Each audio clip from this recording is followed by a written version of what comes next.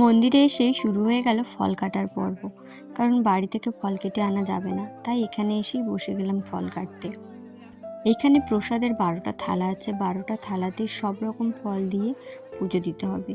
Plus আমরা যে পাঁচু ঠাকুরকে নিয়ে এসেছি, পাঁচু ঠাকুরের জন্য আলাদা প্রসাদ, নতুন জামা কাপড়, গামছা, খেলনা, মালা, গুমসি, একটা বাচ্চা ছেলেকে যাবতীয় যা দিতে হয় তাই পাঁচু ঠাকুরকে দিতে হয়েছে।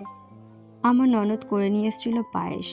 তো এখন পুজো দিচ্ছে ও। এখানে আমাদের গোপাল ঠাকুরও আছে, গোপাল ঠাকুরকেও পুজো দেওয়া হচ্ছে। পাশেই আছে শীতলা বিশালক্ষী মনসা মায়ের মন্দির, বেশ সুন্দর লাগছে, এখানেও পুজো দেওয়া চলছে। আসলে মন্দিরে আসলেই মনটা ভালো হয়ে যায়, ধূপ ধুনোর গন্ধে একটা আলাদাই পরিবেশ তৈরি হয়। যাই হোক, অনেকদিন পরে মন্দিরে এসে ভালো লাগছে, সঙ্গে ঢাকের আওয়াজ। তো পুজো শুরু হয়ে গেছে, দেখতে থাকো তোমরা।